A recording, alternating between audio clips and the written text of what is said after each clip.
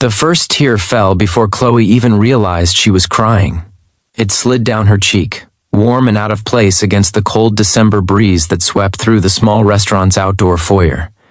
She stood there alone, staring at the empty chair across her tiny table, the one that was supposed to be occupied by a man her coworkers swore was perfect for her. But he hadn't shown, not a message, not a call, not even a lazy excuse. And as the glow of Christmas lights blurred through her tears, she wondered if it was her, if she simply wasn't someone worth showing up for. And that was when the world shifted, quietly yet powerfully, in the form of a little girl in a red velvet dress clutching a faded crocheted teddy bear. Before the story unfolds, if you believe in kindness, hope, and second chances, don't forget to like, comment, share, and subscribe. It truly helps the channel continue telling stories that warm the heart. Chloe had arrived at that restaurant in Portland hoping that maybe, just maybe, life would give her a moment of something good. After a year filled with loss, disappointment, and an ache she couldn't quite name, she had said yes to a blind date because she needed a reminder that her story wasn't finished. But as she sat alone, surrounded by couples laughing over shared desserts and families clinking glasses in celebration, she felt like the only person untouched by the magic of the season. The soft music of Christmas classics drifted through the air, contrasting painfully with the emptiness she felt inside. She pulled her coat tighter around herself and tried to swallow the hurt, telling herself it didn't matter.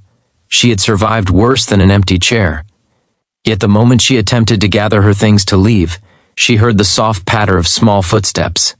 When she turned, she saw the little girl, no older than 5, smiling up at her with wide, hopeful eyes.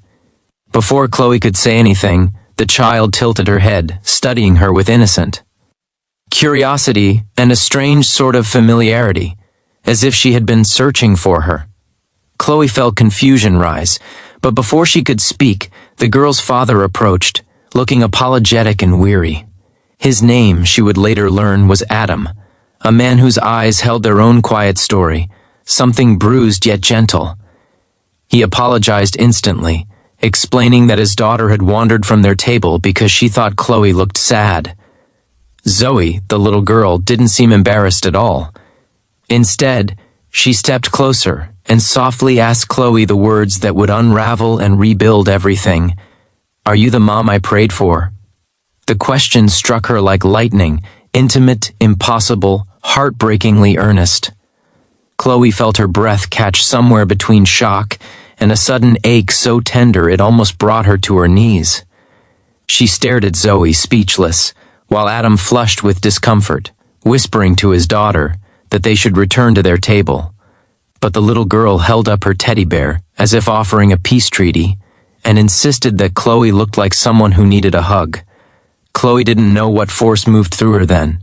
Loneliness, love, destiny, or maybe the gentle hand of something divine. But she found herself accepting the child's small embrace. And in that moment, the noise of the restaurant fell away. The warmth of that tiny hug seemed to say more than words ever could. "You're not alone." Adam tried to apologize again, clearly embarrassed, but Chloe surprised both of them when she asked if they would like to join her. Perhaps it was instinct. Perhaps it was the way the empty chair felt too heavy to face alone. Or maybe, deep down, she sensed that the universe was stitching something back together. They sat together, awkward at first, sharing shy smiles and nervous laughter. But as the minutes unfolded, so did their stories. Chloe learned that Zoe had lost her mother when she was just a baby, too young to remember but old enough now to feel the emptiness.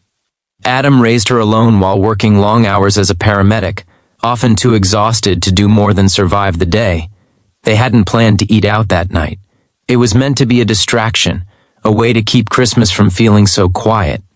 In return, Chloe shared pieces of her own life. She told them about spending the last year caring for her grandmother until she passed, how she had thrown herself into her accounting job just to get through each day, and how she had begun to believe that maybe love was something other people found. Zoe listened with the seriousness of someone far older, her small hand resting on Chloe's as if she understood every unspoken word. As the night continued, something gentle began to form. a connection that felt fragile but real. Adam watched Zoe interact with Chloe with a mixture of wonder and something that looked suspiciously like hope. Chloe felt it too, though she tried not to. She didn't want to assume anything, didn't want to mistake kindness for possibility. Yet the way Adam looked at her when he thought she wasn't paying attention made her heart flutter despite herself. After dinner, the three of them walked outside into the chilly December night. Snow had begun to fall, soft flakes drifting like tiny pieces of heaven. Zoe tugged on Chloe's sleeve and pointed to a nearby Christmas tree, insisting they go look at it up close. Adam smiled apologetically, but Chloe assured him she didn't mind. They stood there together, the tree glowing with thousands of lights, illuminating their breath in the cold air. It was then that Zoe spoke again, quietly but with fearless honesty. She told Chloe she prayed every night for a mom who smiled softly and had warm hands and smelled like cookies and pine trees. Chloe laughed through the tears she tried to hide, insisting she probably smelled more like stress and too much coffee. But Zoe shook her head, insisting she knew a mom when she saw one. Adam looked torn between amusement and heartbreak. He knelt beside Zoe, whispering that prayers don't always get answered exactly the way we expect. But Zoe simply placed her small hand in Chloe's and said she believed sometimes God sent people on days when hearts hurt the most. Chloe couldn't speak. She didn't know how to tell a little girl that sometimes adults felt too broken to be anyone's answered prayer.